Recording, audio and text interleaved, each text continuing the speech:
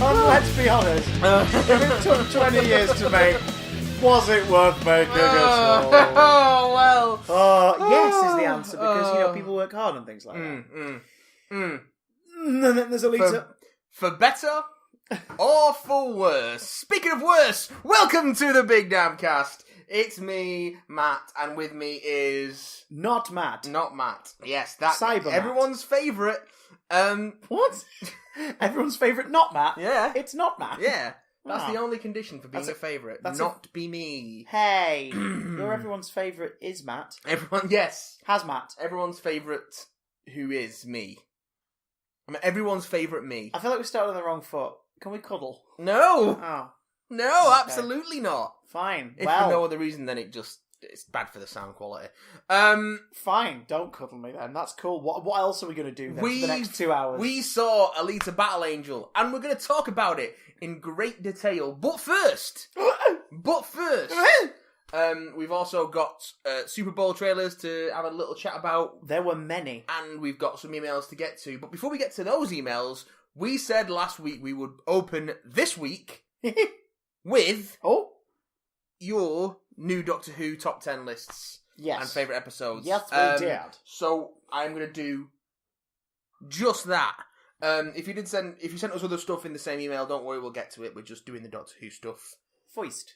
at the moment. Compartmentalising. Thank you for the great response to that episode, by the way. It's been lovely. It's almost as if people like to hear us reluctantly talk about Doctor Who. I know.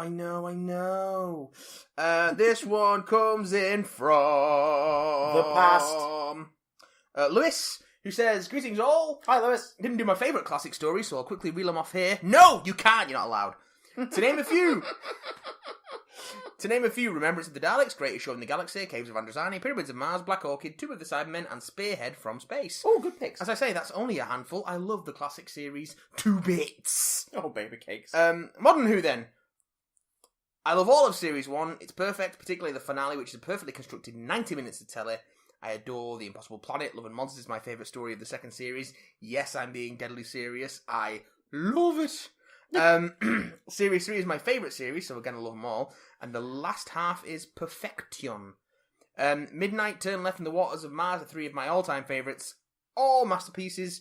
Vincent and the Doctor is impeccable television, as is the Series 5 finale. Series 6 has The Girl Who Waited, which is great. Not much to speak about in 7, 8, or 9, simply because I don't enjoy them.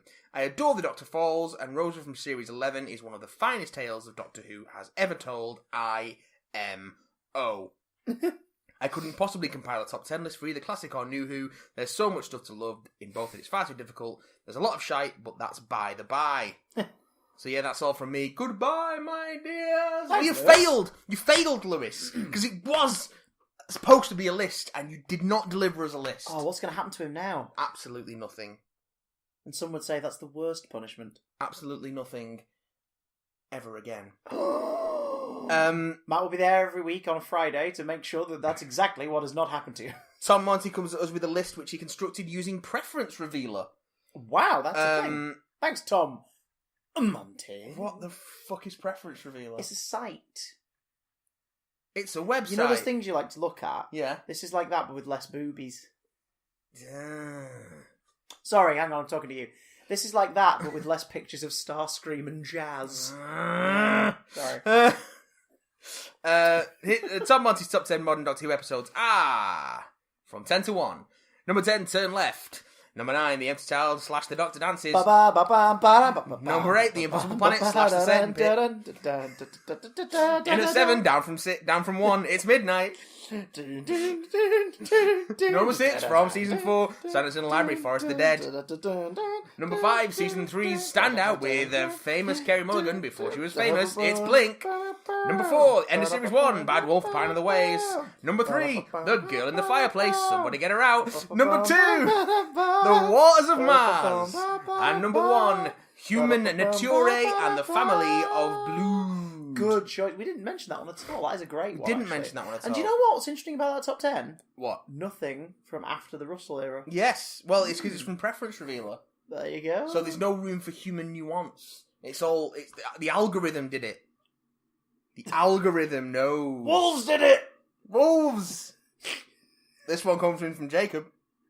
Jacob! Says, afternoon, cockers. Oh, using language like that, are we now? Jacob, straight to the afternoon. point. This is why I like Jacob. Straight to the point. No fussing, no muss. No fuss, no muss. I hate you both, but Jacob. Oh, thanks. Here are my top 10 modern Who stories. In not really any particular order. Well, what? They've got to be in order. No, it's fine. They don't have to be in order. But they do. It's like choosing between your 10 different children. It's like a reverse list. Number 10, Human Nature, Family of Blood. Number 9, Fires of Pompeii, or A Good Man Goes to War. Oh. You can't have an or. You can't have an or. Can you have an or?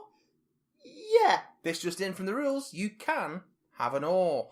We'll just discount one of them mentally as an honourable mention. Okay.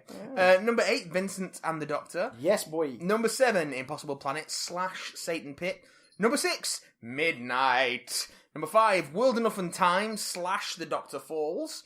Number 4, Silence in the Library / Forest of the Dead. 3, End of Time, parts 1 and 2. Yeah, Okay. it's one story. Number 2. No, I'm just thinking both parts. Yeah. Okay. Yeah. Number 2, School Reunion.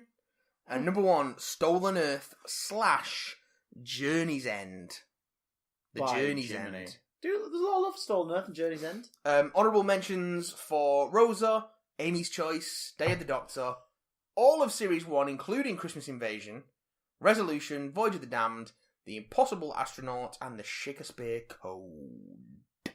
That's very interesting. Impossible Astronaut, but not Day of the Moon as well. No, just Impossible Astronaut. That's very interesting. You know, revisiting those episodes for Time Team, I realised Impossible Astronaut is amazing. Day of the Moon is a microcosm of everything wrong with the narrative of that show going forward from that episode onwards. Yep. When you look back on It sets the rest of the Moffat era up for failure. Yeah, it's like episode 1 is incredible, episode 2 shits all over everything episode 1 sets up, and then carries on going. It's really weird. Let's do something we're never going to pay off properly. And then he continues to do that for another 4.5 seasons, 4.5 seasons. This one comes in from Miles. He says, Good day, big damn lads. Loved your recent episode on your top 10 modern Who stories. Great choices. Ha! Great choices. Thought I'd throw my hat in the ring and offer up mine. Well, your hat or the ring? Oh, God. Oh, dear. Oh, no. That went dark dear. very quickly. Number 10, The Witchfinders. Da-da-da-da-da. Laddie, what impeccable taste you have. 9, Boomtown. Steak looks nice. Steak and Oh, I chips. love Boomtown. Number 8, World Enough and Time / The Doctor Falls. A lot of the Doctor Falls love. I can see it. It's pretty decent, I can isn't see it? it. That's the last one of Series 10. World Enough and Time, I think, is the favourite of mine From that from the two-parter. two-parter because of the setup. Yeah. And Also, you genuinely had no idea that was John, so you got a brilliant reveal. Yeah, they did a really good job of hiding Johnson. Number 7, The Stolen Earth / Journey's End. Number 6, Utopia. Number 5, The God Complex. The God Complex is pretty good. I like The God Complex. Gallagher! Number 4, Vincent and the Doctor. Number 3, Voyage of the Damned. Number 2, Midnight. As opposed to End of Night, Start of Night. You inserted Number 1. a hyphen. Number 1, The Empty Child / The Doctor Dances. Nobody Able's Chickens. I'll keep it short and sweet. Thanks again for all the laughs. Goodbye, my dears. Thank you, Miles. Thank you, Miles. I'm a Thank fan you. of your knees. I'm a fan of your work. I'm a fan of the way you sing a tune. Don't throw your hat in the ring. You might get it dirty. This one comes in from... Oh, no, this is... For laters. That's for laters. And this one comes in from Johnny. From John. Mastercast. Johnny boy. Mastercast. Who did send us another email about Mastercast, which we didn't do because it's not got the top 10 Doctor Who stuff in it, but we'll do it at the end of this episode. This is a long one. Speed read. Yes. Do you want me to speed read? No. Oh. Hello, Chris and Matt, Johnny from Mastercast here again, although I promise I won't mention my own podcast this time. I was a little hesitant to write it again. Yeah, God, you just did. Yes, you did. Also, it's from The email address mentions yeah. I was a little hesitant to write in again, seeing as I'd already sent him one email this/last week. Yeah, we didn't get to it, so don't worry, we're going to get to it. But I just couldn't resist talking about some of my favourite Doctor Who stories. I found your lists really interesting in terms of including episodes which most people don't usually consider, especially Victory of the Daleks, which I don't agree with you on, emphasis mine, but it's nice to know I'm not the only one who quite likes the Paradigm Daleks. People who like the Paradigm Daleks are a forgotten breed. Our time is coming. We will rise Did you realise from the depths. Did you realise they're not going to be in the show, right? Shut the fuck up. It's great to see stories like Tooth and Claw and The Impossible Planet as well, as you don't often see those on lists like these, but they're both great in their own ways. Tooth and Claw has the best piece of music in the show, period, and Impossible Planet / Satan Pit is my favourite two-parter of the entire run. It's very good. It is tasty. Some of my favourites that weren't mentioned by you are Human Nature / Family of Blood. Yeah. One of Tennant's best performances, and Freema holds her own pretty well too. The Unicorn and the Wasp. Just a fun spoof of a whodunit. What's not to love? Also, I've worked with Fenella Woolgart on a couple of radio dramas, and she's lovely and does a great Agatha Christie. Hey. Amy's Choice is one of Matt's best stories, in my opinion, and God Complex in a Town Called Mercy is underrated as well. And I think A Christmas Carol is the best Christmas special, but that's just me. Then there's my favourite Doctor. My favourite Doctor. My favourite Doctor. My favourite Doctor. Peter Capaldi. Pop a couple up. Time Heist. Me on the Orient Express. Yeah, okay. Flatline. Yeah, okay. Under the Lake / Before the Flood is the best story in Series 9 bar Heaven Sent. Okay, I can see that. Return of Dr. Mysterio is pretty good. And Smile is a damn sight better than it had any right to be. Yeah, true. That's very true. Also, the more I think about it in Series 11 as a whole, the more I'm really starting to like The Woman Who Fell to Earth. Well, she loves you too, Johnny. They're some of my favourites and ones I think are quite underrated.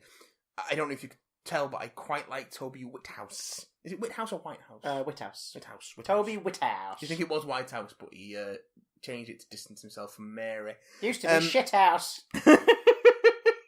But I'm interested to know that there are some episodes that aren't necessarily your favourites. It's a quote from something nobody told Toby Whithouse. But you think deserve more love than they currently get, and why? That's all for now. Oh, fucking hell.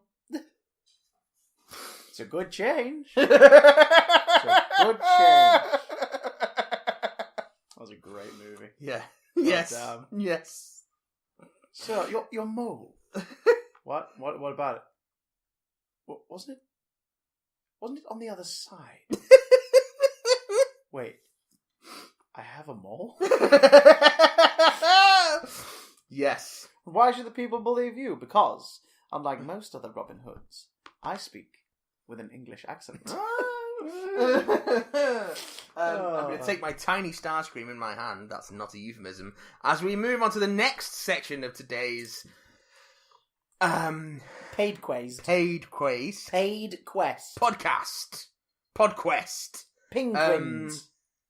So, in the States, every February, they have a big sports game. Yeah, they have we're throwing a thing around. The big pigskin party.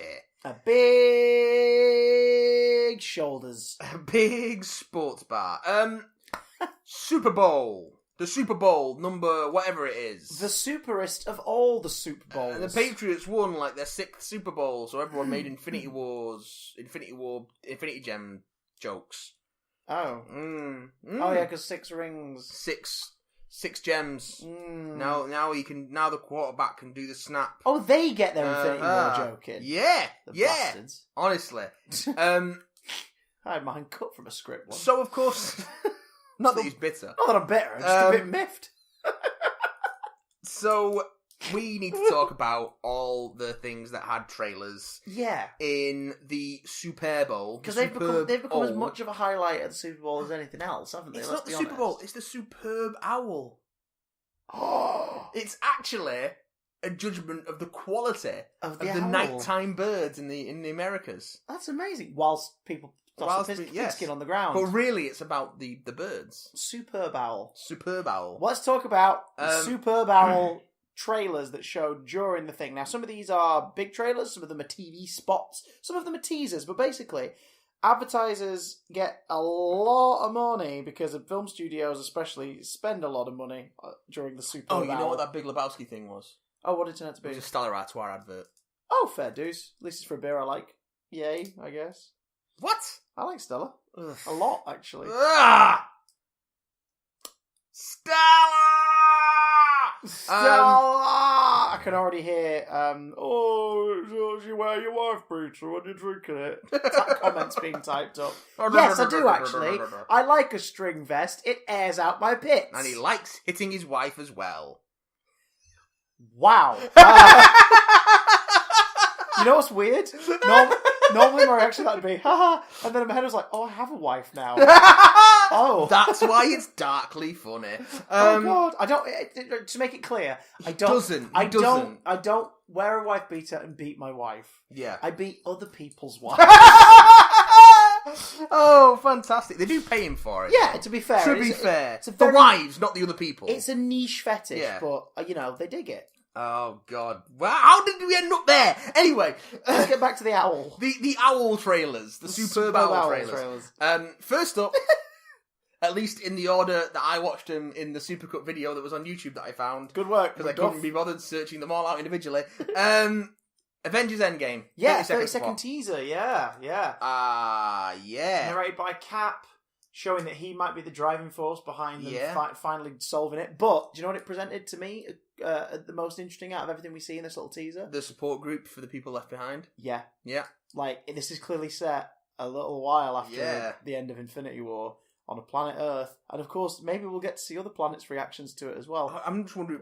on planet Earth where everyone's like, my loved one's disappeared. Yeah. Or like, my daughter and my husband vanished and I'm left on my own. Me and my son are the only ones here and we don't know what's going on. It's essentially the Rapture. The Rapture's just happened.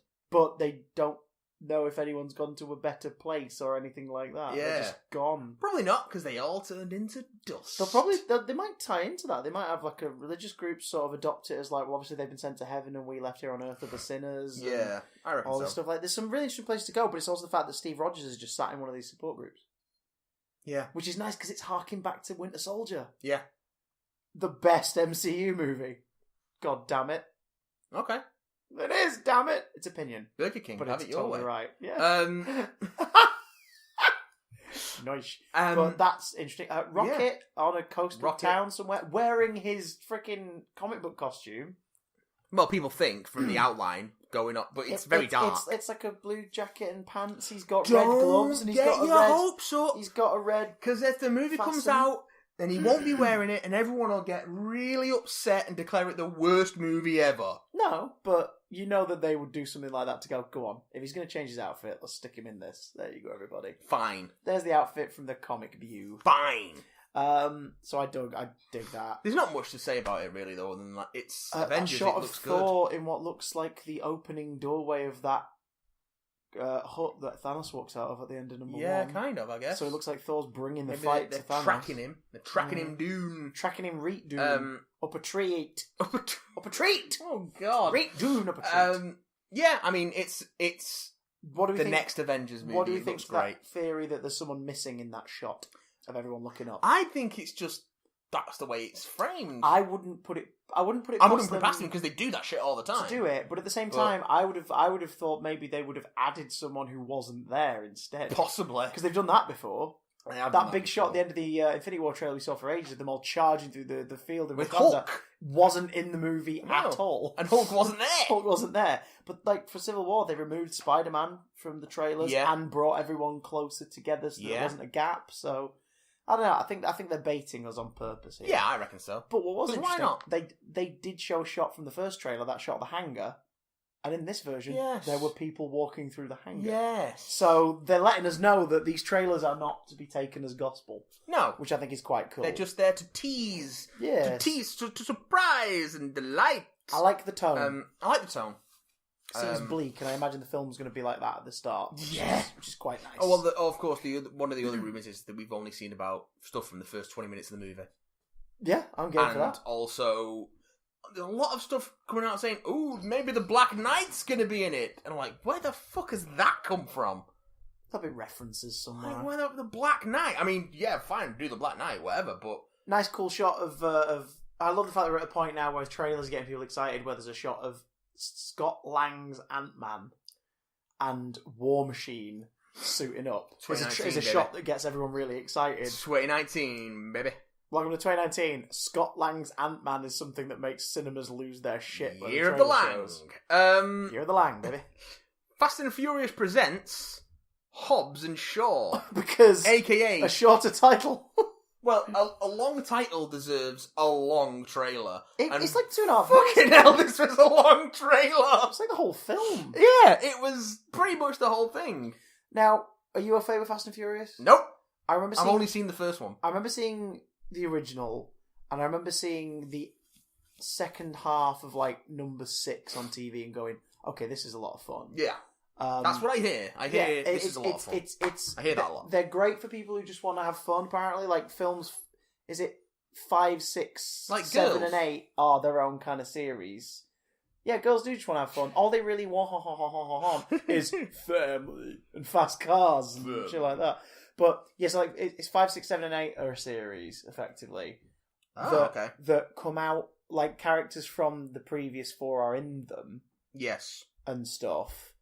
But also it's a bit timey-wimey, like 1, 2, 3, 4 and another one take place out of order. Yeah, because Han dies in Tokyo Drift, but he's in all of the other ones. I think the implication is Tokyo Drift set later. Tokyo Drift is set later, and then it catches up with it in 7, I think.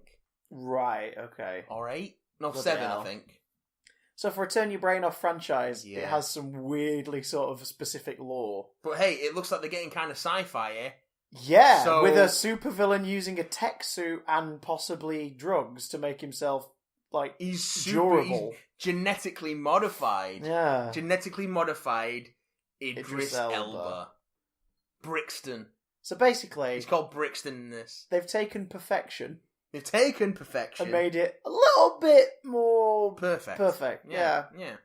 I'm down with that. I'm down to clown with Idris Elba as a supervillain in a fast cars stunt show movie, because that's the Okay. thing the trailer makes an emphasis on. This isn't a fast cars movie. No. It's got that fast car stuff you love in it, But it's an action movie. but it's an action movie and it's more of a people punching things movie. Yeah. Some people punching through doors. With The Rock playing his character Punching through cars. Hobbs, I guess. Hobbs, yeah. Luke Hobbs. And Jason Statham playing Shaw. Shaw. Something Shaw. And the point of this is they don't get on, and that's kind of it. Because he's like the villain from one of them. Yeah, that's why they don't get on. The Rock was like the mercenary after the team Yeah. in one of them, who then joined them. And I think... So basically, it's here are 2 of the previous villains of the franchise in a team-up movie, Yeah. where they're trying to stop a villain who is Idris Elba in a leather catsuit with guns and mutated genes. Sounds fucking great. Sign me up. Sign me the fuck up, sunshine. It looks really fun. I'm game. It looks thunderously stupid, Mm. but really fun. So I'm It's a all about it. megalodon. Sorry, it's Idris It's a Elba. megalodon. But he's put a fin on his back. Don't do this anymore, Mac. So, the action sequence that ends the trailer with The Rock abseiling down a skyscraper and Statham in an elevator just watching him. It's pretty It's fun. pretty great. Yeah, it knows what it is. And the interplay between those two is great. Yeah. Like, I mean, Dwayne's a charisma machine. Like, he's in a lot of movies, but he's always a highlight. yeah. Give him someone to play off of. Yeah. Like, give him someone who's a bit of the straight man, and he can sort of cut loose and be a bit more comic book style action. He can get another decade of movies out of him before he starts his presidential campaign. So, we're all right. Us. Jordan Peele's Us. Yes. The first of a trio of Jordan Peele featuring projects that were heavy in this. It's the year of the Peel. Year of the Peel. You said And- that before. It's the and year. this- It's the year of the Peel. The year of the Peel. And this is how it begins with Us. Yes, his second directorial feature. Just looks creepy as fuck. Pete Nyong'o, Winston Duke. And two kids. 2 creepy... Oh my god, that creepy run. It's the run where that person's running with the sort of their arms are Yep. arched and their legs are going real quick and their upper body's just stiff. Ugh. This is nice. I noticed that they held a little back on the... Probably because it was TV broadcast, but they held a little Yes. back on the the freakier imagery. Like the other Lupita Nyong'o is there, and she I doesn't don't know. look. She doesn't look as weird as she did in the first That trailer. looks pretty freaky to me. Well, we got a new teaser poster out of it as well. Oh yeah. She's like holding the mask off of her face. It's like, oh Yeah. god. Yeah. I mean, the less we know, the better. Yes. And unlike last time where we sort of caught it a bit later, I'm yet seeing still in a this. packed house, we're seeing this opening week. I'm seeing this opening week. Oh my God. It looks fucking brilliant. And also, Lupita Nyong'o and Winston Duke. More things with them, please. Thank you. All the things. Wunderpark. I not know much about this. Say that again, but in a German accent. Wunderpark. Nice. Hit me. It's your... Ow! It's your standard... That's what you get. It's your standard... You've been drinking Stella. No, not going there again. Sorry, Stella. If you want to endorse us, ignore the last 10 seconds. If you want to endorse us, don't. Because your beers are boring. I'll have a minute. You're boring. I'll have some. You're basic. You're basic. Wunderpark is DreamWorks animation, I think, if I remember Oh. correctly. It's a young girl is mad on theme parks and she likes to build roller coasters in a backyard. Is this an animated movie? Yeah. Right, I think I've seen something from this. Okay. And then she's like, oh no, it keeps getting into trouble. So then she discovers that the theme park of her dreams is in an overgrown forest and it's growing and she's making it with her imagination and the mascots are animals and they're real and there's a big blue bear and a funny talking porcupine with a British accent and I guess they're monkey zombies that aren't zombies, they're just like chimp toys that overrun the park and they rebuild the park something roller coasters. It looks fine. It's probably going to be fine. Like family facing animation. It looks alright. But it doesn't, it doesn't. It's not screaming for your attention. It isn't screaming for my attention. Hopefully it'll be a sleep hit. We want every movie to be great, but This one looks this one looks fine. interesting that they were trailing this weekend, but I suppose they want to obviously get them butts and seats. The must-see 3D event of the year, Oh, God. cinematic 3D event of the year. Alita Battle Angel had a Super Bowl spot, a short one. And we'll talk about what we thought of Alita Battle Angel in just a little bit. Captain Marvel. Yeah, this was a nice little short spot. Higher, further, faster. Yes. A bit more Coulson as well, Yes. which was nice to see. Bit of Clark Gregg. Oh, they didn't do the full phrase, because the full phrase is higher, further, faster, more. Oh. And that's the name of the first volume of the second Kelly Sue DeConnick Yeah. series. Yeah. Higher, further, faster, more. Bit of Maria Rambeau, who is the mother of Monica Rambeau, who becomes Captain Marvel later on in the comics. And also Photon. Also, Lashana Lynch playing Maria Rambeau, British actress, and I kind of know her. For realsies? Yeah, What's the connection? She went up. She was a couple of years above me in drama school. Oh, so you would have known her somewhat in your first year when she was in third. Yes, the year Ah. below Finn Jones. So what you're saying is you're in the MCU. No. You meant to say yes, so we can dine out on this at conventions. Alumni! Alumni of my drama school doing big Hollywood movies. There were people who were in deleted scenes of like films who do conventions, so we could probably get you some signings. Yeah, maybe. Let's do this. Let's do this. But yeah, Captain Marvel. It looks great. It's out in 2 months. What would you want us to say? Scary stories to tell in the dark. And they Now- had 4 little spots. I didn't see these spots, but these are based on the they morbidly look very creepy, good. the morbidly creepy children's books. Yeah. I think it was 3 books in total, wasn't Yeah. it? I have no idea. And Guillermo del Toro is producing this, isn't he? He's the overseer of this project. The trailers were very, very careful to say this movie is not yet rated. Right. So they might be. I don't know what the they're imagery doing with may this. be a little bit too disturbing for a family release. But the guy who directed this, Andre Øvredal, it's a Scandinavian name, and the O's got the strike through it, so I'm not sure how to pronounce that. please do tell us if we're doing it wrong. Oh, there's someone at the door. So you go get that, and I will have a look. Do you know Yes. what? I will literally cannibalize this article to Tell me figure out about what it this means. while I open the door. So, this man has a name with a line through it, because of course he does. Let's have a look at this one. So let's have a gander. It looks like this is a group of kids face their fears in order to save their town, and based on the iconic book series. It's based on Scary Stories to Tell in the Dark book series published in the 80s. So it's not that old. And obviously a bit of a passion project to Guillermo. So we're going to be getting that one later this year, it looks like. Scary Stories to Tell in the Dark? Yes, later this year. August. Wow, nice for a United States release. Now, I've seen, if you look at the poster for this, yes. You've seen the poster with the scarecrow. This is damn close to an illustration from one of the books. Like, eerie close to an illustration from one of the books. I know nothing of the book, so I couldn't tell you. They look creepy as sin. I'm going to have to check these out. I missed these teasers. But that's nice. August. Oh. Did they show any imagery in the teasers? Any sort of visual stuff? Yes! Yes, they do! Oh, good lord. In fact, they're 15 seconds each. Let's just... Hit me. I'm going to hit you with these. Ow! Stop with the hitting and the smacking. This is Pale Lady. No, this is an ad for Far Cry New. This ad is longer than the TV spot. Just show me the TV spot. I don't want to see a 30-second Far Cry New Dawn trailer in front of a 16-second TV spot for fucking Scary Stories telling Dad, what are you doing to me? Although, because the audio's playing, if you would please go out and buy Far Cry New Dawn. Yeah, no, that'd be great, guys. Shit. Oh god, here we go. So this is called Pale Lady. This is Pale Lady. Based on the iconic book series. Oh. Yeah.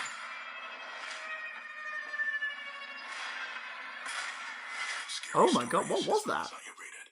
And that was a Pale Lady. It was all bloated. And this one is Red Spot. Based on the iconic book series. Oh. Oh yeah. Oh, I didn't need to see that. Oh yeah. For those who are listening, a little hair sticking out of a pimple just wriggled on this girl's face. Yeah, definitely spiders. Oh. It's definitely spiders in that big spot. Oh. Jangly Man? From Guillermo del Toro. We're next.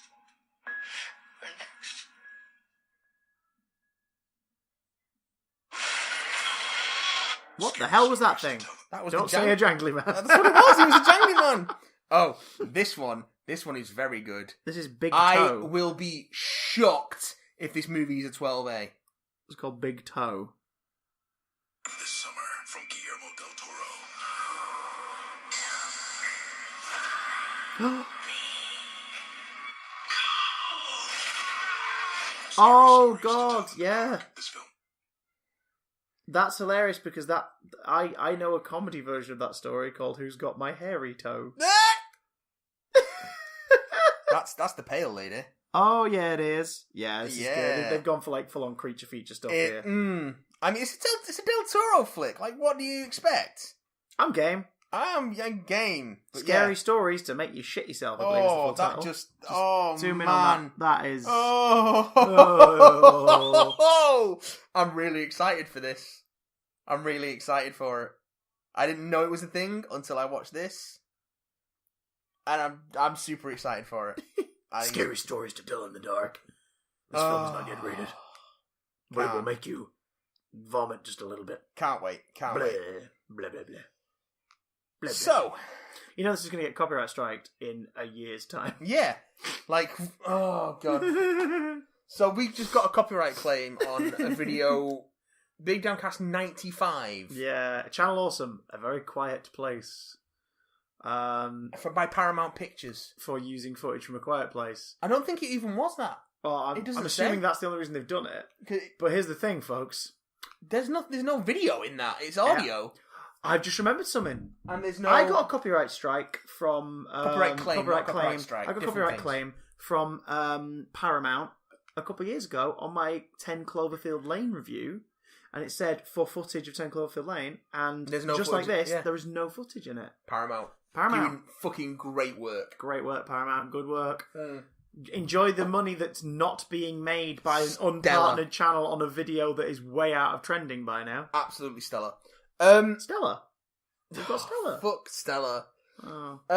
Stella! Season 3 of the most depressing thing on television. The Handmaid's Tale. Yeah. Oh, God. I mean, it's The Handmaid's Tale. You either know if you're in or not at this point. It's going in for the 3rd season. It's a great TV show. Do you like being really depressed and watching people have discussions about babies? I can't watch it. In a slightly dystopian future? I can't watch it because it just kills me inside. Do you like watching things with really heavy grey filters over the top of every show? Oh, yeah, really. I'm not talking it down, I'm just saying this as somebody who's sat in the room and watched bits of it. Yeah, it's... I like escapism. I don't think I could suffer 3 seasons of escapism with that depressing a filter to it. Too real, almost. The Handmaid's Tale. It's almost too real. Yeah. That's coming. It's getting to Series 3. Do you know what else is coming? Looks like the Handmaid's much Tale. sooner than we thought. What? In April. What? To CBS All Access in the States. But over here, possibly, we've not had confirmation yet, possibly Netflix or Amazon Prime. The Twilight Zone. Produced. Some episodes written by and hosted by Jordan Peele. Year of the Peel. Part 2. I can't wait for this. This teaser is like, there's nothing of the show in this teaser. It's literally just Jordan Peele narrating. All that's currently known is 4 episode titles and some of the cast members. Yeah. That's all that's known. And I'm happy about that because what's beautiful about the Twilight Zone is it's an anthology. It's different every week. Cool. Yeah. Right, fine. Oh, fair and enough. Jordan Peele's gonna host it with his Jordan Peele voice. So he's doing it Rod Serling style. He's just going to be there at the top Yeah. and there at the end. And that's all you need. He sets you up at the tail and he closes it out. But the trailer's great because it uses very sort of obvious, like, Twilight Zone-y kind of, ooh, this is a bit weird visual stuff going on. But it's just when you go up to that door and the camera sort of turns with it and there's no one coming through the door and that note just kicks in. It was like, oh, we're here. It's back. We're getting it. This is the 4th iteration of the Twilight Zone on screen. I'm so excited. Can't wait. I love the Twilight Zone to death. I think this is going to be good. I'm very excited for it. As someone who was more of an Outer Limits person than a Twilight Zone person growing up, just because of the availability of the show. I see. And the fact that I was... Oh, I see. Yeah. It's your make-do show of 2019, is it? No, it's because growing up, when I was getting super into X-Files, when that came along, and then they did the Outer Limits revival, that was everywhere. Yeah, it was. But I remember that. I'd only seen like bits of Twilight Zone here and there, and the movie. You know what? Because... You know what you need to do before it happens? You need to come to mine, and I'm going to put you through, say, like, 5 of the best of the original series. Okay. And we'll do it for the pod. Do we do a video? Yeah. Let's do a video. Okay, we'll do that at some point. I can't wait to show you the dummy. You're so excited, aren't you? I can't wait to show you the... Mate, Cliff Robertson is the main character in it. He's so good. With great beta comes great beta responsibility. No more Peters.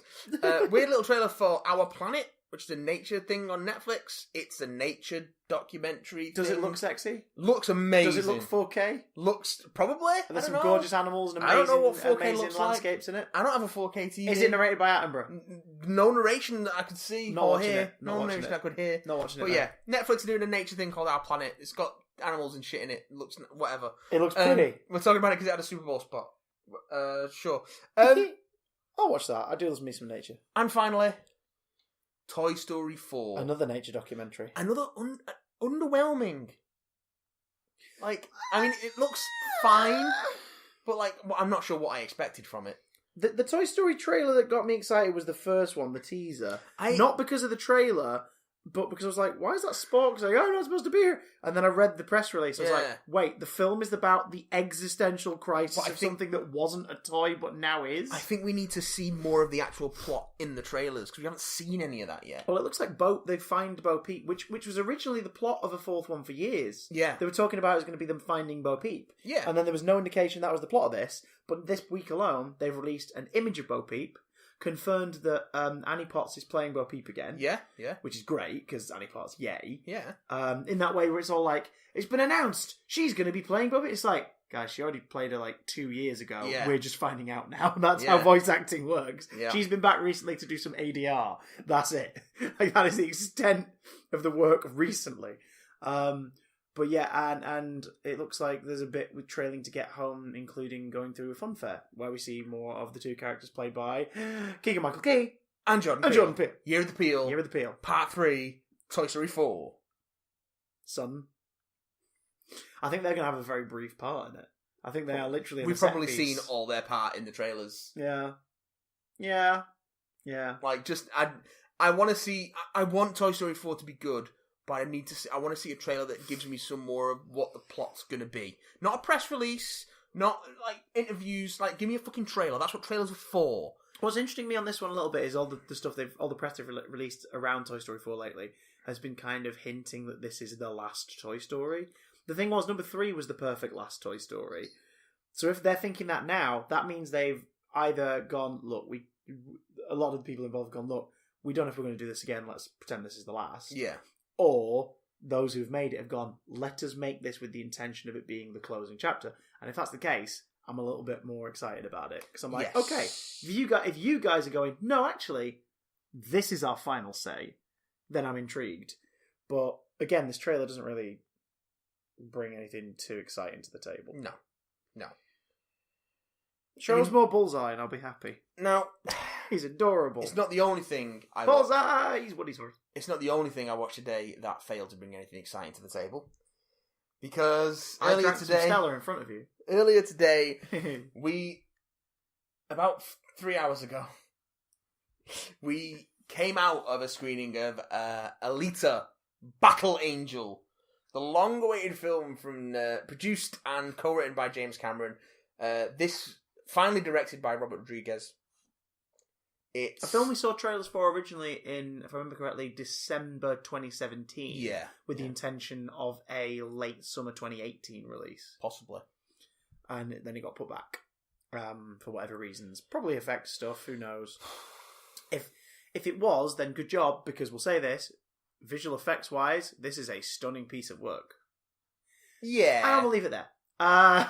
That's our review of Alita Battle Angel, everybody. We've got some brief, non-spoilery thoughts as its own video, which you can find on our YouTube channel. Yes, if you're listening to us in the podcast app, mosey on over to Big Damn Channel on YouTube. Give it a watch. If you don't want spoilers, and then come back to this after you've watched the movie. Yeah.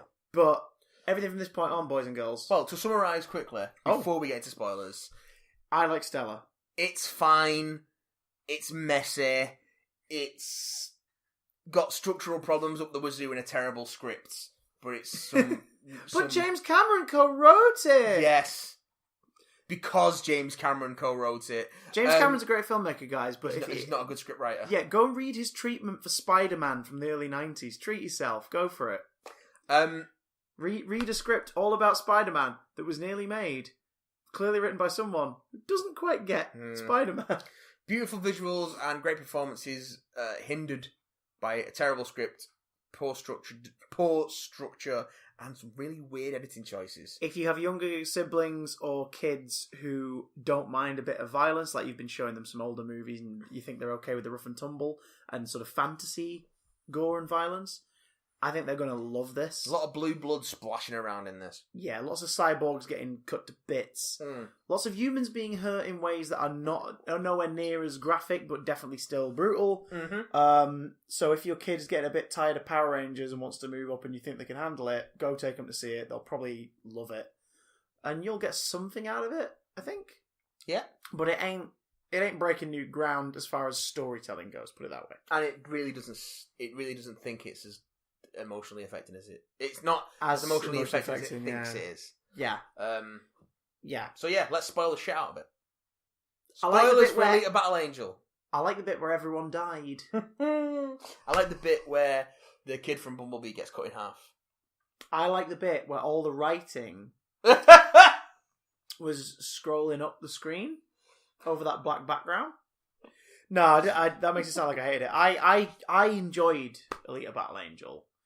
I don't think I did. I don't recommend it. No. Per se. No. But I definitely, put it this way, I enjoyed it in a non-ironic way when I enjoyed it. I found it quite frustrating in the sense that I wanted to like it more than I did.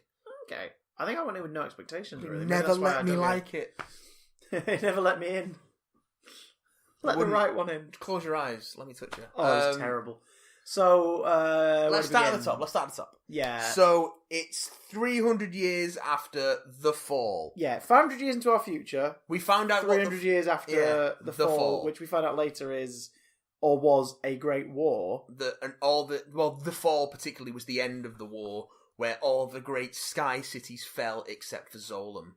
Yeah. So, as far as we're aware... Solom, I think? I'm going to look. Solom? Solom. So, Earth was covered in sky cities. People fought. Battles were waged on the moon. I don't think they ever mentioned Martians, but there was definitely Mars-based. It was the United colonies and stuff. United Republics of Mars. So were probably the enemy. So it would be like colonies fighting back against the home. It would be an American War for Independence, but in space. Yeah, in a timeline sort of where like robotics and cybernetics advance. And it's very much a case of people enhance themselves or repair themselves or modify themselves with cybernetics. Now, the story takes place in one of the sort of few cities down on Earth that is in a relatively good place in terms of like everyone there is relatively healthy and there is an economy and people. Though they make it out like people have free time and you know it's basically just like a poor city in a bit of a shithole city. They make it out like it's the last city, like Iron City, which is in the shadow of Zolom. Yeah, the last sky city remaining. Yeah, they make it sound like that's all that's left, and there's like farms and wastelands outside of it. And in the middle of the in the middle of the trash that's poured down from Solom, because Solom gets rid of all its crap onto Iron City. Christoph Waltz's character, Billy Hay. What was his name again? Which one? Christoph Waltz. You're so much better remembering names immediately after a film than I am. Something Edo. Ida. Director Dr. Edo. Dr. Edo. Something Edo. He finds he goes through looking for mechanized parts and cyborg parts to help repair people. Dyson Edo. And he finds the head and core of a cyborg. Apparently the core is all that's needed for a cyborg to move from one body to the next, and she is apparently alive. She has a human brain and a humanoid face and all that good shine. So he hooks her up to a body, which turns out was the body of the body he was going to give to his disabled daughter, who was dying years before. I don't think she was dying. They sort of imply that she wasn't well because he was going to transfer her to that body completely. Yes, she was ill, but she was paralysed. Yeah, and she's in a wheelchair, and she died in a horrific accident involving a cyborg junkie. And so he gives the body to this cyborg, and she wakes up, and he names her Alita, as we find out later, after his daughter, which is a great emotional thing they could have mined and spent time on, and they never really do. They try to.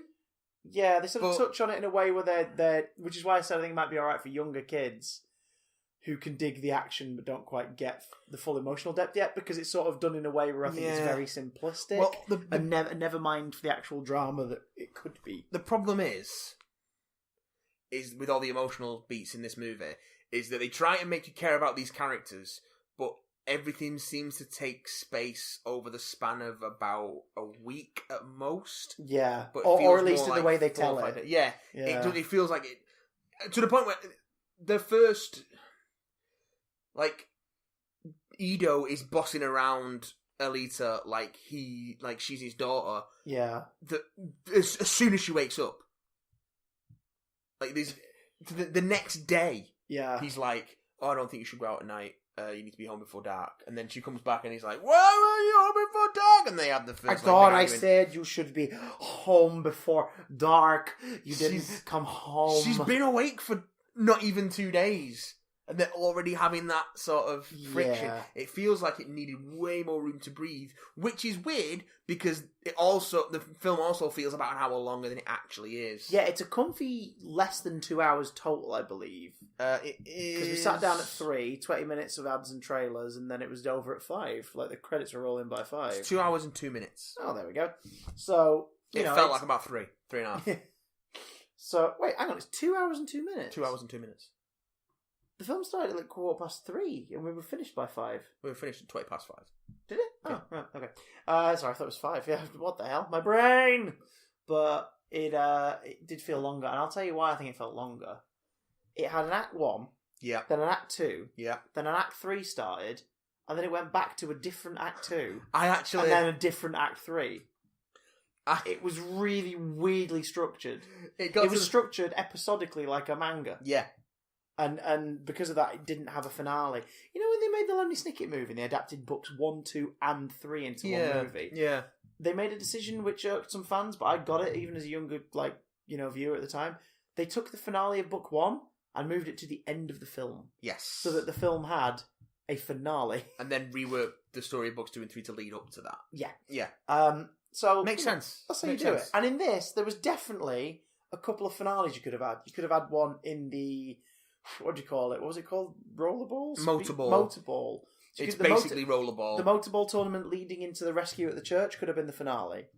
Yes. Or the bounty hunter fight underground could have been the finale with a bit more of a build-up towards it. Yeah, it would have had to have ended differently, but yeah. Yeah. So, no, I don't mean just, go straight from the bar scene into that and then that's the finale. I mean, go from the bar scene, have something happen, go away, regroup, get back, and then go back for the rematch and win the day. Yeah. There were ways to do it and they just didn't. No. It was so odd. But the thing is, I don't, because I've not read... Was it a coming-of-age teenage superhero movie? I think that's what they're aiming for. Was it a teen romance in a very specific backdrop? Was it a superhero film with a cyberpunk filter? Was it a sports movie? For about 20 minutes it was. Because suddenly she gives a shit about motorball? There's definitely... And they give sort of motivation for it, but the film doesn't tell it in a way where it feels like a build-up to it? No, she just immediately falls in love with this idea of going around on roller skates and throwing a ball at people. In this amazingly dangerous sport where people get cut to pieces constantly. But it's okay, because they're cyborgs. And annoyingly, by the end of the movie, it becomes a Chosen One narrative. When we find out that she's the last of what she is. Yeah. So it becomes that whole, it rides on you, the upcoming rebellion, which we sequel bait, relies on you. We find out that she is the last of a... Martian berserker. Yeah, she's a Martian... It's not a battle angel, so I don't know where the fuck that comes from. Oh, that was said in the film. Yeah, he said in the film... It comes from the commentator. Motorball, yeah. Motorball eventually starts to call her a battle angel. Okay, fine. I get that they're going off the title, but again, maybe there's a justification. I don't know. Whatever.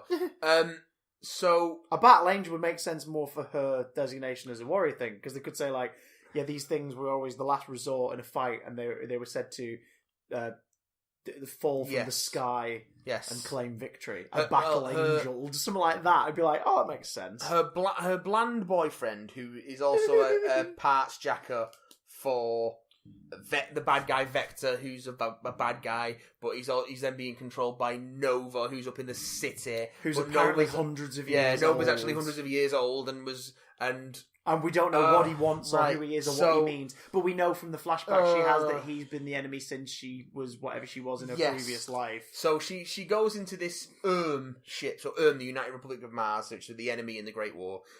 Her no good bland boyfriend has found a ship. She goes into it and she finds the same model of body which she originally had as a berserker. And Ido knows what it is, and he's like, no, can't do this. I'm not going to do it because you have a chance to start again and not be a weapon. Again, great idea if they'd really built up the daddy-daughter thing, and he's like, I want to keep you safe.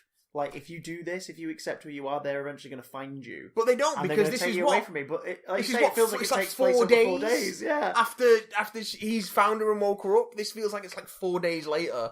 And then when he sees how capable and strong-willed she is to actually fight against people doing horrible things, and she gets badly damaged, he goes, okay. Badly damaged, as in she gets cut into several pieces. That was great. I didn't expect them to go that far. No, that was pretty impressive. And then her to just be resilient to the end, just be like, fuck you to the bad guy. She still beats him with one arm. She plunges her arm into his face. And then snaps her arm off at the elbow, so leaving her hand in his head. Her forearm sticking out of his eye socket. Yeah. That was if this blood in this movie wasn't blue, the cyborg blood wasn't blue. There's some human death and violence, but it's really... This would be creeping towards 18 territory. Yeah.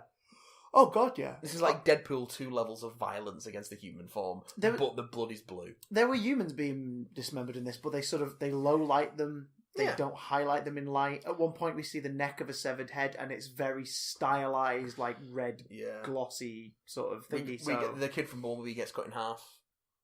Was that his mate? Yeah. He's the kid from Bumblebee. Oh, yeah. He gets cut in half, and they do it in a frame in a really way. He falls, but in shadow, you see his lower half fall differently to his upper half. Yeah. Like, he falls in a way where you can see his legs in the back of the shot, and you're like, wait, hang on. They're not attached anymore. You can't bend that way. Yeah. Oh, there's a gap. There's a gap between... cool.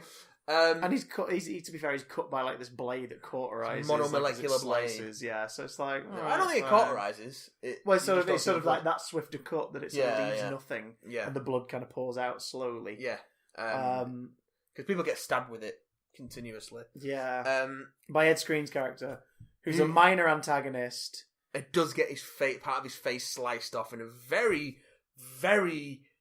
Ooh. He will be back in the next one with it stitched in place and not quite the same kind of way. Yeah. That effect looked amazing. Yeah, with like the gap in his head.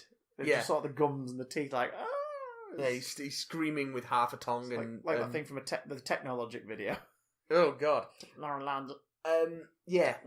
It's... So, yeah, she gets this Martian berserker. So she's a Martian berserker, basically. She's left over from the war. And then you find out eventually in flashbacks that her unit was attacking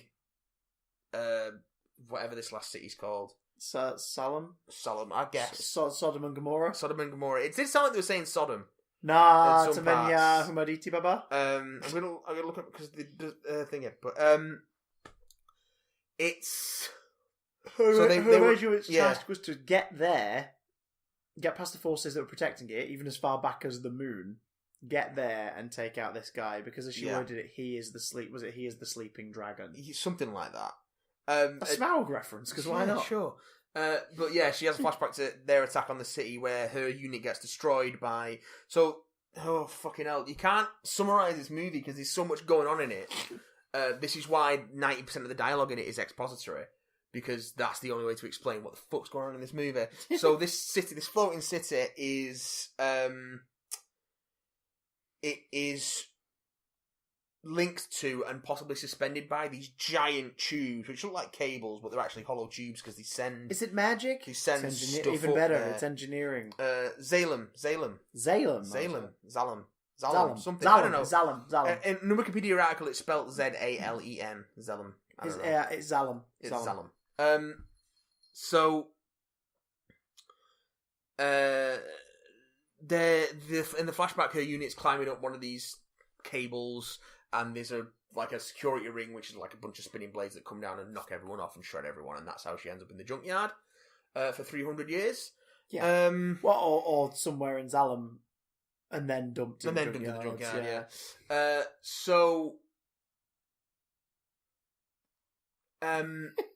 That's who she is. That's a fucking nail down, isn't it?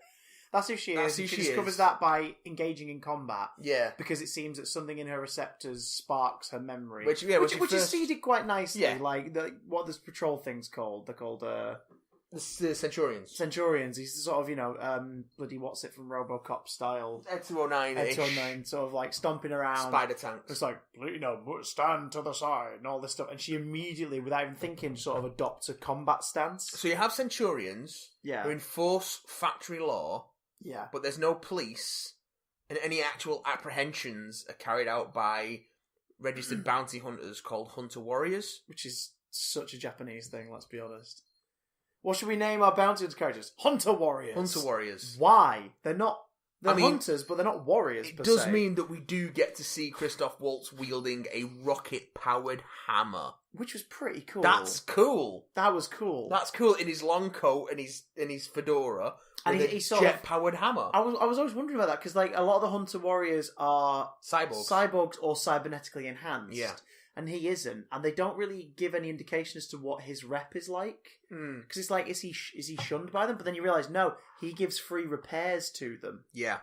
And that's why his assistant's a bit annoyed when he gets paid once by someone with oranges. And stuff. Oh yeah, that's the first time she speaks. Oh my god, that is when she speaks, yeah. And then she doesn't speak again for another hour and and 40 a half. minutes. Yeah. Oh god, that was so she? strange. That actor, by God, Where is she? She had a thankless role. Idara Victor plays Nurse Gerhard. Is that her name? Nurse What a Gerhard. great name, and I think Yeah. we hear it once. Yeah, she was really good, but she gets nothing to say after that. Nothing to say, nothing to do. So he gives free repairs to the other Hunter warriors. So I guess that's why they don't hate him, because they're like, this guy's great. He patched me up. Yeah. So when him being a Hunter warrior, they obviously But also, Hunter warriors can't just go around killing people willy-nilly. There has to be a bounty out on them. Yeah, so that's how the law and order works. If there's a murderer, the murderer gets identified, and then the Hunter warriors can go and claim the kill, which is how on behalf of the government, and they get paid credits for it. The Ed Screen Hunter warrior, the Zappen or Zapane. These names Zapen? Zapane, whatever. Ed Screen, the bounty hunter. He tries to get to Alita by framing her boring boyfriend Hugo for murdering his mate by murdering his mate and murdering a cyborg. And then he's just wanted for murder. And he's not trying to get to Alita because he's witnesses. He's not trying to get to Alita because he's trying to destroy her. He's doing it for petty reasons. Yeah. He's doing it because she beat him up in a fight earlier on, and he just wants to sort of be like, oh, she's gone now, I'm the best again. And his whole plan is like, oh, I either kill the kid and collect the bounty and humiliate her, or I first force her to kill the kid to collect the bounty and humiliate her, because she's now... Oh, yes, also she registers as a Hunter warrior. There's also Jennifer Connelly. Oh, God! Playing ex-wife of Christoph Waltz and mother to their deceased child. Who's evil until she isn't, and then she's a brain in a jar. And then she's a brain in a jar. But it's revealed that that's happened to her in a way that isn't done with any drama or gravitas at all. And also because the passage of time in this movie is so poorly communicated that it feels like it happens in the time it takes for Alita to get there. Well, to get... Because she goes in the lobby, she destroys all the Centurions in the lobby, and then she crashes in from the roof of the building that she's just entered into Vector's office. Yeah. She goes in through the lobby, and then crashes... Add to that, the implication in the very brief line that's then given by Vector is that up there, when you send people to wherever, the Dingy City, up there, all the bad guy... What's the bad guy called again? Nova. All that Nova actually wants is the intelligence and resources of the people down there. He's not fussed about the people coming up, just their resources. Yeah. The implication being that she is a brain and eyes and receptors in a casing. And hands. Because that's what he wants. He just wants the brain. He's not fussed about her, but he wants her mind. For his experiments. Again, no drama or sting. No. Her name isn't significantly sort of lyrical enough that when he says the name of who it is, you go, oh my God! You just go, oh, that's Jennifer Connelly. Yeah. It's delivered with nothing. Alita shows no response to it. No. Which is fair enough, she has no relationship no connection emotional to connection. Her. But that's why you need, like, Christoph Waltz's character in the scene, who was married to her and could react to it in some way. They had a child together, but no. They have one scene together early on. Oh, and they have another scene together later, after Alita gets injured. It's just... it's a shit script. It is a shit script. She spends time being shitty about Alita, and then all of a sudden becomes maternal towards her because reasons. Yeah. It's just a mess. And then starts to leave the room and you hear a clunking sound like there's someone outside. And that's it. No, you see him come in. I'm guessing that is meant to be something approaching to stop her take her head off. No, you see him come in. It's what's his name? Grish, Jackie Earl Haley's cyborg dude. Big old Grishnikov or big old flipping overt kill. The names are just Did he look overt kill? Yeah, he looked like overt kill from Spawn. The names but are with just feet. Shocking. He had feet. We saw his feet several times. Because I know Rob Liefeld also had a bash at drawing those characters. I can name maybe two 3 characters from this movie. No, name characters I can name from this movie. Dysonido, Alita, Vector, Nova. Hugo. Oh, Hugo. The boring boyfriend with the weird name. Nurse, dunno. All the bounty hunters, hunter warriors, they get name checked. Can't remember what the fucking names are. This is such Can't a remember body. how to pronounce He's them. one of the most feared like thingies in all the land. He's all hand-to-hand combat. He's had over 200 confirmed kills. This is Screwhead. Oh, Screwhead. This is Screwhead. Screwhead. She's one of the most dangerous bounty hunters around. Moves on. This guy has got. It's like, hang on.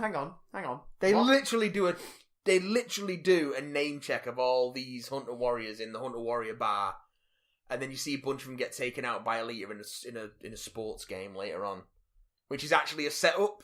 They set up a free for all motorball exhibition match to find new talent, to set up Alita to be taken down by all these hunter warriors and people who have bounties on their heads in disguise. Is the implication there that the meeting Hugo had with Vector, in that meeting Vector's encouraged him to put her forward for Thingy Ball? And then obviously some time has to have passed. And also got information from Hugo about Alita. Yeah. But again, they could have conveyed that more. If this was a sports movie, if it was a sports movie and she did a bit of like vigilante stuff on the side as the story develops, it kind of make more sense that'd be like his final ambush. As it stands, it's, well, I really hope she has the stomach to actually join a tournament for reasons. It's so dumb. Because they want to get up to the city, the floating city, because Hugo wants to get up to the floating city. So because Hugo wants to do it, she wants to do it. Also, how does Vector even know that she's back? Because how does he know she's back and has a body even? The last time anyone on his side knew what had happened to her, it was his big henchman and he'd cut her to pieces. Yeah. Yeah. Episodic. It's episodic, but crammed into a film that doesn't quite work. Maybe something does happen in between and I just don't know what it was because the movie is a mess. Hey, it'll all make sense because our big bad Nova has been watching everyone from the beginning, and he can sort of... He can hijack people. He can hijack people, but we only ever see him hijack 2 people. Grushka, the whatever he's called, the Jackie Earl Haley motherfucker, and Vector. Yeah. So, when he did that to Grushka, I was like, oh, so we could do it to cyborgs. But then he does it to Vector. I was like, oh, is Vector a bit cyborg? But it's not clear that he's doing it. And it's also unclear in that scene whether Grishka's just gone to sleep because Nova has taken his mind for a second to use it as a camera, or basically. if he's dead. Because Jennifer Connelly looks at him and says he's gone, and you don't know if she means that Nova's gone or if Grushka's dead, and then Vector starts speaking and his eyes are blue. It's like, oh no, he's there. And it's like, oh, what the fuck is going on? So you're probably wondering, who is this Nova? So Nova is, like, apparently the villain from whenever back when. Yeah. And is the bad guy behind all the stuff that Alita and her mentor, who we see in the flashbacks, who's played by Michelle Rodriguez, was going to take down, and he's somehow still alive, and he makes references to immortality. He says, the only way I enjoy immortality is by causing the suffering... watching the suffering and other people dying. No suffering. Watching other people die. Oh no, I think that was just us. We were suffering. Oh yeah, we were suffering. Watching the film. We were suffering. Watching other people die. And that was the only way he sort of appreciates his immortality. It's like, okay, there's an interesting idea there, but who is he? And what is his big bad scheme? Why is he the villain? Why is he messing with his bad self? Well, we're not going to know, guys, because they're saving it for a sequel. But they leave you with a little tease because you get to see him a couple times toward the end of the film. You sort of see him in a room, see him in flashback, and he's a little dude. He's got like white hair, like combed back at the top. He looks like James Cameron. Evil professor coat and a thin face and very pronounced sort of nose and lips like James Cameron. And he's got these weird little goggles on. And then at the end, they give you a brief shot of him just taking the goggles off and smiling to himself. And it's like, oh, that's Ed Norton. Is there more film? Is there going to be another, 20 minutes? I hope not, because at that point, I'd already said it's as, okay, so... Ed Norton's not credited because they're hoping that alone will make you go, it's the Grindelwald thing. Yeah. The end of Fantastic Beasts was just like, oh, it's Johnny Depp. Yeah. Why? Why? Oh, film's over now. Why, God, why? Yeah. And so... he's talking about the climbing up the... Yeah. So, Hugo's got a bounty on his head. Alita's not mother, Jennifer Connelly, Yeah. helps Alita She reminds you of the babe. with Hugo, Yeah. which is like, right, we'll cut off his head. She doesn't say this, but this is what this is happens, what you find out what's yeah. happened. We'll cut off his head and 'Cause you he's can dying. connect him to your heart. Which is like one of the most powerful power... It could power Iron cells. City for years. So, there is some techno wanky wizardry there. She's in made some of way. lost technology. But also it's pumping blood round, so she can keep pumping blood into his brain. Yeah. Avoid any brain damage. So she takes... So she claims the bounty with his head, but it's actually connected to her heart, which Ed Skrein notices, but then she cuts Ed Skrein's face off and takes his sword for being such a ninny. Is that a word that I can use, ninny? I don't know. Probably. Probably not. And then they put Hugo's head on a robot body, and then Hugo runs off and tries to climb up to the city up the cables, which we know from the flashback that Alita's had that there are security rings on there that will shred anyone who tries to come up him. So, and when this starts happening, we also know that she was from there in some way. No, she wasn't from there. Well, based on what we know, she was destroyed there and left to rot. Or Yes, whatever, and dumps on the ground. But and it's at that point where I'm just like, Jesus Christ, is this still going? Because we'd had all the plot threads, as it were, that could conceivably be wrapped up within the time frame of this movie had been wrapped up by that point. But no, it was still going. And so he tries to jump over the ring when Nova sends it down. They're not automatic. Nova triggers them. So he tries to jump over and he gets shredded. Stage before the actual final boss fight. Yes. Kind of stuff. I'm going to insert these obstacle courses for them to jump around. Hugo's new cyborg body gets shredded, but Alita tries to save him, but she can't save him and he ends up falling off into... So the whole thing was pointless. Of him being saving him and putting him in a cyborg body was fucking pointless. Yeah. You could have cut it. You could have cut it. They could have cut it. Or just killed him. It would have had the same effect. It would have had more of an effect. You would have felt more of a determination. Because the last shot of the movie is a really cool sort of like, I'm coming for you. Like, look to the top. Which, again, if they hadn't sequel baited, would be cool. Because then you'd end the film with the notion of like, so after this point, her mission is to get up there. That's great. But this cool ending. This is also after. But it's also a sequel off screen. Yeah. She's over the course of several months. We're told that several months have passed in between that and the end, the last scene, where she's climbed to the top of the motorball league and has a chance at becoming the final champion who gets sent up to the city. But then we've already discovered from Vector that people only get sent up to the city as brains in jars. But does that apply to the people who go up as final champions? I don't fucking know. But then Vector's out of the picture because she's killed him. I'd have to read the manga, but based on any evidence given in this movie, no one exists up there but Nova and a big freaking bank of intelligence. And we know that people do live there because Ido and his wife come from there. If they've got the gem in their foreheads, they come from there. Oh, the implication being if you're back down, if you already come back down, there's no way you're going back up. Yes. Essentially. Okay. Because I liked Vector's thing about saying like better to rule in hell than serve in heaven. Yeah. It's done quite well, and the way he explains that in that moment, you go, okay, I get his motivation now. Mahershala Ali's great in this. Yeah, playing a couple of roles as well, because he plays a lot of Nova's broadcasts on in Iron City. Yeah. Nova especially when talks he's dying. a lot through him as Vector. well. Yeah, and when he's dying, it's because it obviously happens a lot because there's the whole thing of like, I hate it when he does that. Yeah, and he's obviously got a bit of routine, like washing his face, and trying to calm he really himself makes down. him uncomfortable. But yeah, there's that bit when he's dying, like when he gets stabbed by Alita, and Vector's body's dying whilst Nova is talking to Alita through Vector. So very calmly speaking to her as the body's obviously making it a little difficult for him to say things. Yeah. But he's not reacting like he's dying because he isn't. He's just broadcasting. So there's some great performance stuff in there, and notions, one of the few really good lines in the movie is after she stabs him, And, of course, Nova's piloting Vector. He just looks down at the wound and he's like, oh, that looks fatal. Yeah. Well, that's actually not a bad line.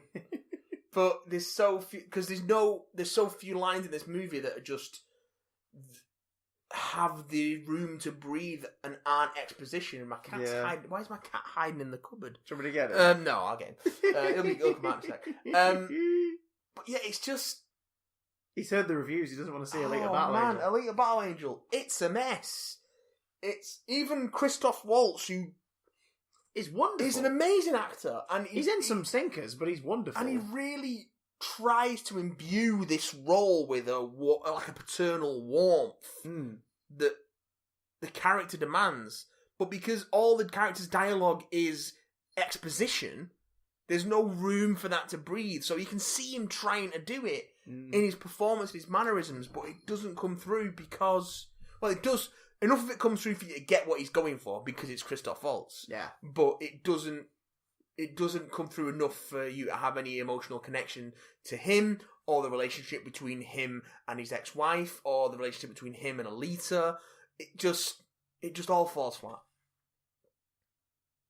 Props to Rosa Salazar, though, for having to act as well as she does through all that CGI gubbins. She's fantastic. She's great in this. She's the best performance in the film because her performance, thanks to her and the artist who worked on Alita, like, she comes through beautifully, and she's only let down by the simplistic... It does beg the question, simplistic dialogue, and the fact that she spends a good chunk of the film as our way-in character, but much longer than she should be. She's asking questions throughout 90% of the movie. She has no memories of this, she has to learn everything. Which is, a good idea for our Into the World, Yeah. but we still find everything out through a drip feed over 2 hours. Yeah. Instead of, here's your exposition dump about 20 minutes in to bring you up to speed. You get the basics? Cool. Here's the story. We're going to learn some of the things along the way, but here's your basics. But no, all of the dialogue is exposition, it feels like. And it's Lucy non-stop. rewatched the Harry Potter films recently. I know obviously they're based in the books, so it's cheating a little, but Harry Potter and the Philosopher's Stone is a perfect way of doing bring your character in as your POV character, and by the 25-minute mark, you get it. Yeah. But you still learn bits and pieces as you go. It's a really perfectly done sort of version of that narrative, and this just sort of stretches it out. It just makes it feel so long and so impersonal. For a story that's supposed to have an emotional heart, it feels so impersonal. Positives. The effects are amazing. Great cyborg designs, great set and prop and great world action set design. pieces. Great action set pieces in terms of like the visuals of them, but again, the emotional beats don't land at all. There's some nice human moments considering everything that is on screen, like cybernetic enhancements and stuff. They don't stick out like a sore thumb, especially again Alita being the key example. She doesn't stick out like a sore thumb in this world. She fits into it. Although it is weird that she and her unit, the other models of cyborg that she is, are the only beings we see that have those enlarged eyes. Yeah. Everyone else just looks... So why bother? Again, like, why bother? Had they given us a little bit more to do with that, maybe we'd get it. Like, I don't know. Why bother doing all that shit to make her look like that when you didn't need to? Yeah. Yeah, very true. Because it's never justified. We're waiting for the technology to catch. Do you know what? We've not looked at the manga, but I guarantee it's to do with the design of the character in the manga. Probably. That'll be why. I'm going to have a look at some tonight, I think, after doing this podcast. It's a film. It's a film. I didn't hate it. I didn't love it. I didn't even like it. Take your kids who don't mind a bit of violence and a really good use of the F-bomb. You were saying before as well, like... The one thing I will give it has... It's again, I say this in our video that's up. Its use of the F-bomb, the single F-bomb that PG-13/12A over here films get, is second only to X-Men First Class, which has the best one, hands down. Yeah.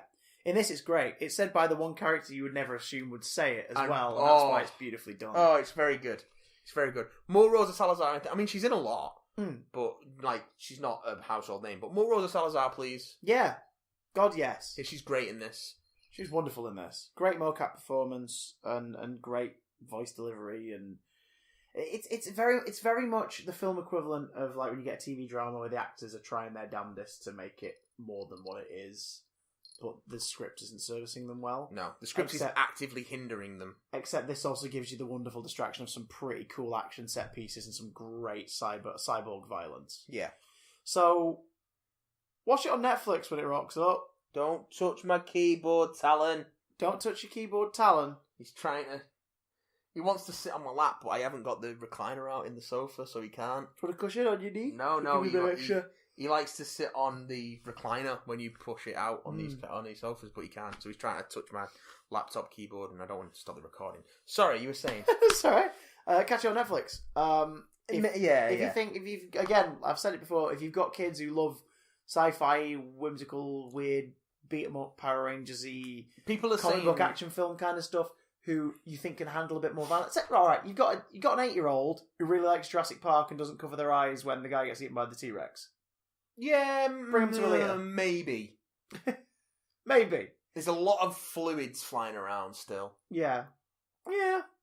People getting bisected always to Sunday.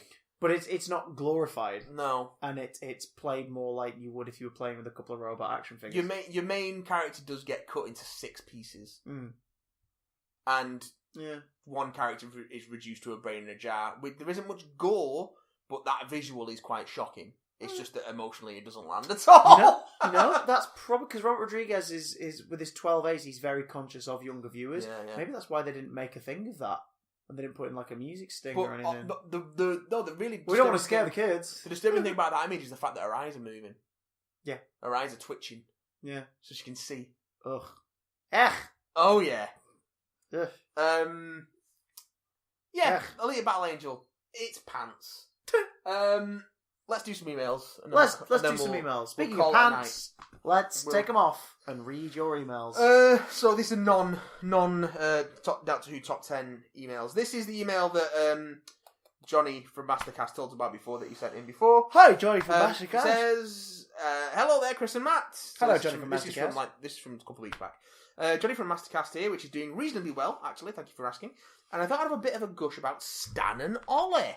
Hey! It's absolutely bloody brilliant. Steve Coogan and John C. Reilly are marvellous as the titular duo. Tits. The direction was great all round and surprisingly unique and unexpected. That first shot, am I right? Yeah, that first shot's brilliant. Yeah. And that it takes its time to just stick on it for as long as it does is great. And any film that manages to make my stony-faced father teary-eyed is deserving of all the praise it's getting as far as I'm concerned. Oh, that's good. Always good when these films hit with your family. Suffice to say, it's got me wanting to go watch some of the old Laurel and Hardy material that's out there.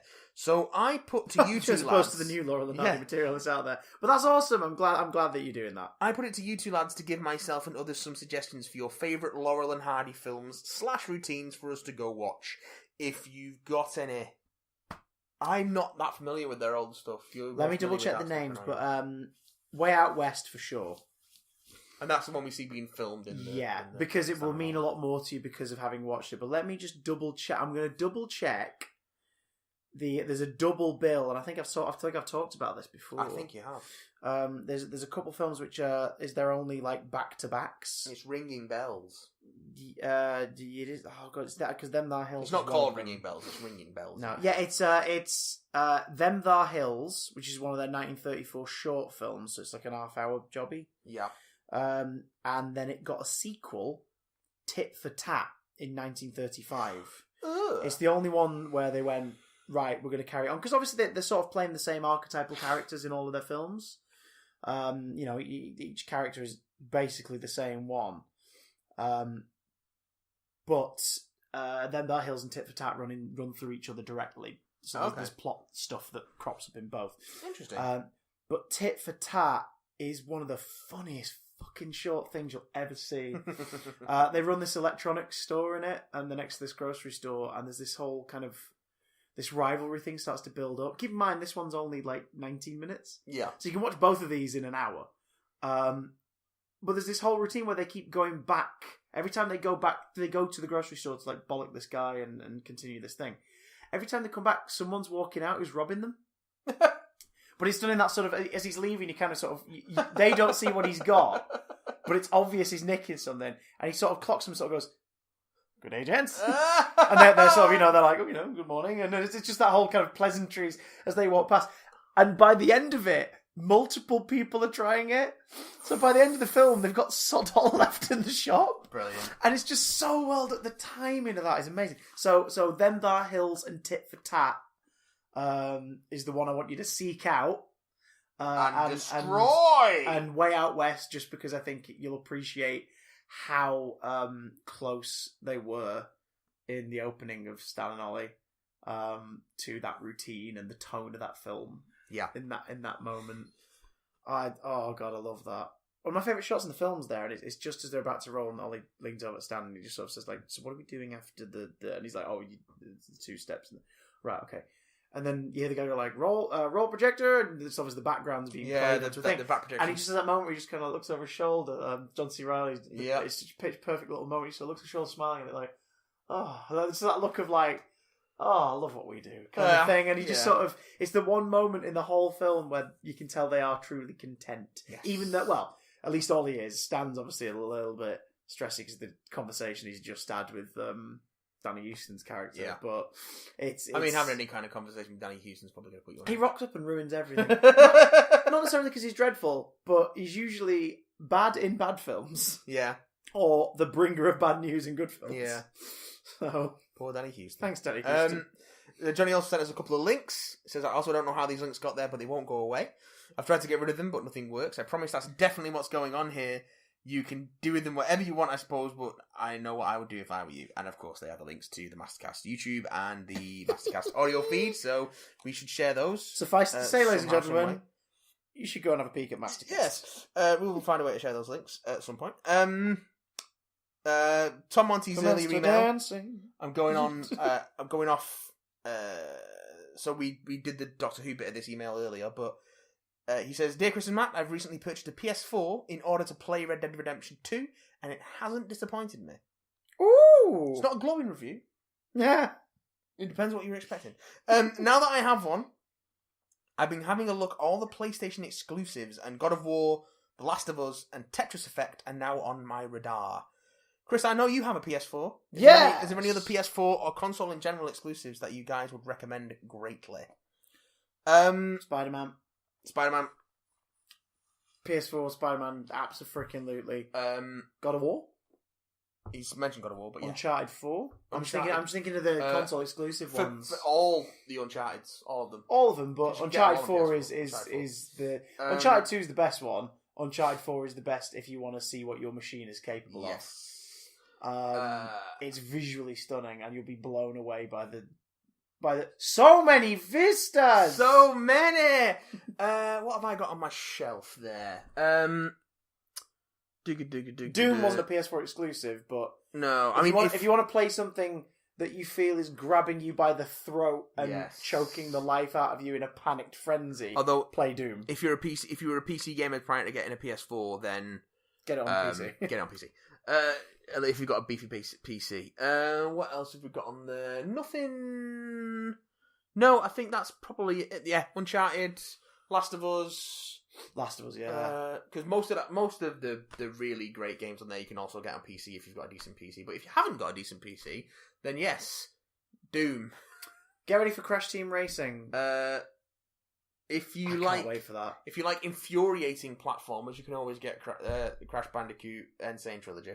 Yeah. It will drive you up the fucking wall. If you want a slightly less infuriating platformer, skip to Crash Bandicoot 3 Warped in that trilogy, and you'll feel so much better. Yeah, there's 1 and 2. I'm stuck on Ripperoo in 1 and 2. Lucy's platinumed 1. Fuck off. She's platinumed it. Ah! She's now trying to get the bonus trophies for Thingy Descent and everything. Oh, she's platinumed Spyro 1 in the Reignite trilogy. She platinumed it. She's insane. That's insane. She's insane. If you're on PlayStation, try out Yakuza. Oh, yes. Any Yakuza game.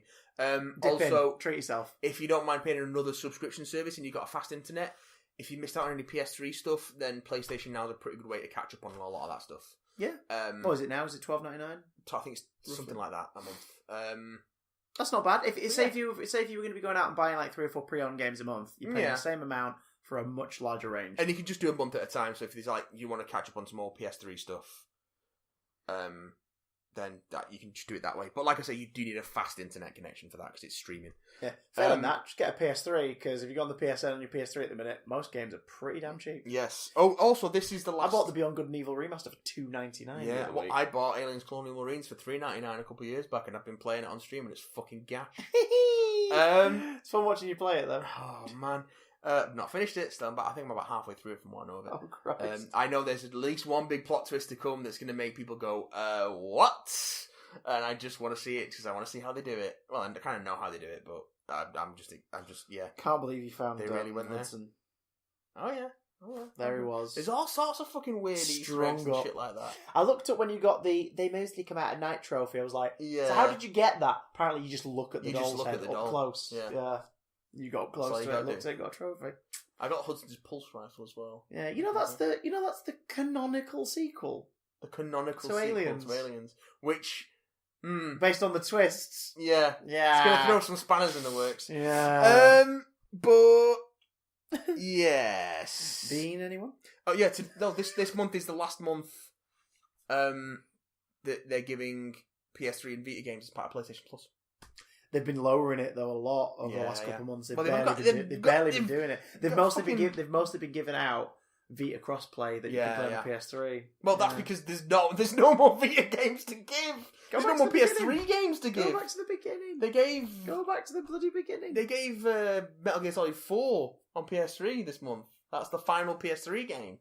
That's part Is of it? PlayStation Plus. I need to log on and get that sorted. The Yeah. January games is that, or the February games? The February games that dropped yesterday as we're recording Okay, this. in that case, I need to make sure I do that when I get home because I'd quite like to have Fucking that good on the visual. PS4. It's For Honor and Hitman first season. Shit! Yeah. Seriously? Yeah, Oh, that's really good. yeah. What are we doing here?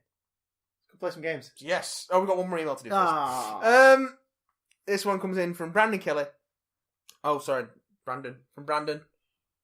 Brandon Kelly or Branston? No, Branston. Branston Pickles. This he comes says- from Branston Pickles. Says, hey guys, you guys. Commence hi, to guys. dancing. Hi guys. Just wanted to send an email saying, love your podcast. Someone with a mental illness, listen to it religiously. I just wanted to say two things. One thing, could you do any more top 10 videos with Doctor Who comics, books, or books? Or Doctor Who comics, books, or books? Or could you do ones with just comics from Marvel, DC, or anywhere else? I can see some more list videos. We can in our definitely do more future. top tens. We've done a few in the past. For example, if you check out from last Easter, our recommended reading two-parter, we did a Marvel and a DC one. That's not top 10 per se, but it's it's a list of like our picks for starting positions. Yes. There's definitely some top 10 stuff on the way. Yes. We'll definitely do more like that for sure. Second thing, I'm a big fan of Doom Patrol. I think that's Doom Patrol. I think you misspelled that. I'm not sure. Please correct me if I'm wrong. I'm trying to get into some Spider-Man and Superman comics. Can you recommend me any? Thanks, guys. Well, as I say, we have done. Yeah, those starting points, recommends do. I recommend, but Let's off chuck a the couple top of out. our heads, Superman. Superman, All-Star Superman. That's a fun one. Superman Earth 1. Yeah.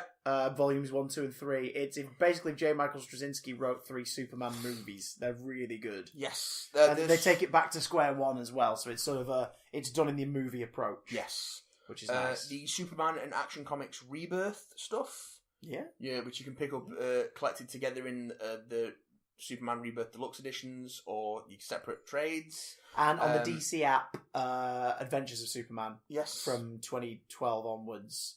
It's just short stories. They'll be way cheaper now. Might even be cheaper to get them as a collection. Yes. But they're beautiful. There's some amazing ones in there because it's just different writers and different artists writing essentially a comic-length story in 2 or 3 parts each, and you get some really nice scope. Brian Michael Bendis has just taken over Superman as well, so you can probably jump on the current ongoing, either Superman or Action Comics, and have a great time because Bendis is great. As for Spidey, I always recommend if you're looking for just a one-off.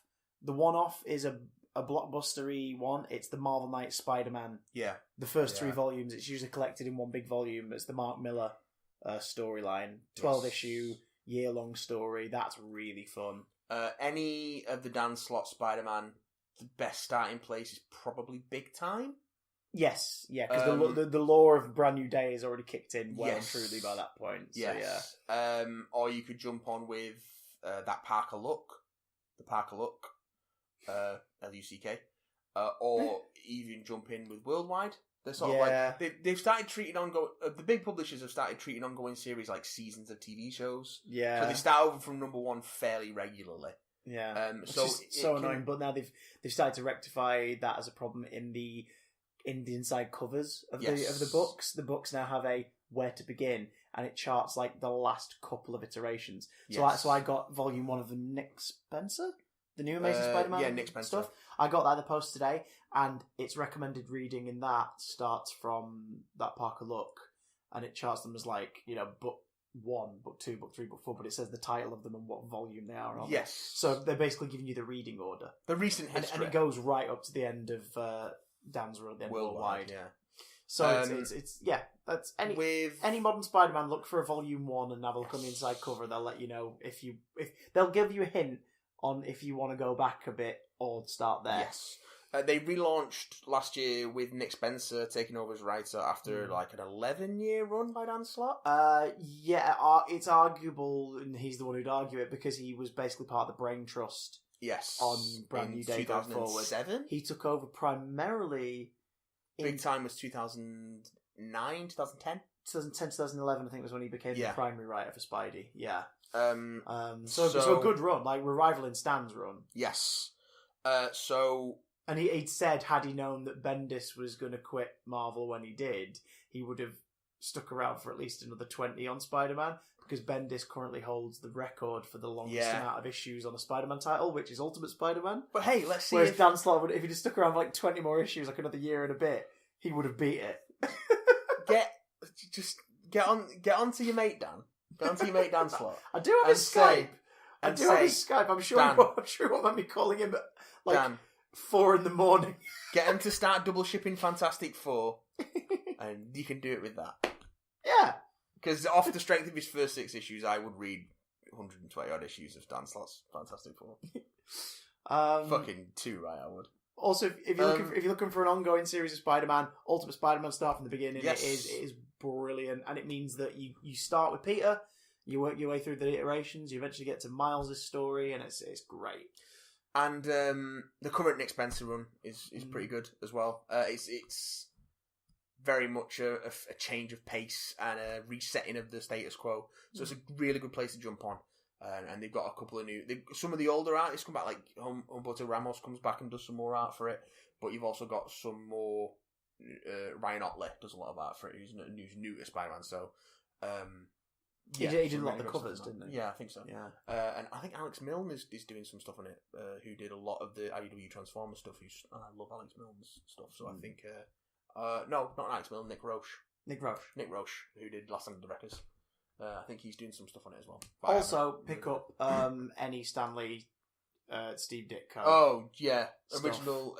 Because it's corny and wonderful. Yes. If you've got the stomach, so to speak, for the slower pacing and the kind of goofiness of like 60s comics, like Stanley, Steve Ditko, Spider-Man, Stanley, Jack Kirby, Fantastic Four, that shit is gold. It's really good. Especially FF. Fantastic Four is wonderful. I almost always have a FF book on the go somewhere. Like I'll dip in and out of, no matter what else I'm reading, I'll have a bookmark in a digital copy of a 60s FF book. Yeah. At all times. So I'll just keep going back to them. They're glorious. At any one time, it's there. At any one time. Should you need us for anything at all. Yeah. Like Labyrinth. Yeah. Speaking of Labyrinth, you may have thought this podcast was never going to see the end. It feels an hour longer than it is. But ladies and gentlemen, that's it. We're done for this done. week. But if you want to talk to us, y'all know the drill. At Big Damn Cast on Twitter. At Big Damn Stream on Twitch. You can catch Matt currently ploughing through Xenomorphs aplenty in the abysmal Aliens Colonial Marines. It is a proper shit show. And it's so much fun to watch. It's really I've never seen you so determined to finish a game for the wrong reasons. Oh, I'm going to finish it and I'm going to delete it off my hard drive and I'm never going to re-download it. You know what? You do realise at the end of the last video, you've got to delete it on the stream. Yeah. Just do it. Yeah. You've got to do it. Exercise the demon. Yep. If you want to talk to us and send us any emails, because we don't always get around to them all, so get them and send them to us. bigdamcontact@gmail.com. Let us know what you thought of Alita Battle Angel if you're one of the 3 people that's going to see it this week. And a heads up for you, next week we're going to be talking about the Lego Movie 2. Yes. Which will be out betwixt now and then. So if you have seen Lego Movie 2 and you want us to have a little gander at your review, send us an email with the subject header, Lego Movie. Yes, if you're listening to this, if you're listening to the audio release the day it comes out, it's out tomorrow. If you're listening to this on the YouTube it's already out. What are you waiting for? Go watch Lego. Out. Yeah. So go and see the Lego Movie 2. We will talk about it next week. But until then, it's goodbye from me. And it just is. It just is. You know, I was thinking we should get on for an interview. Whom? Liam Neeson. He's going to be really cheap soon.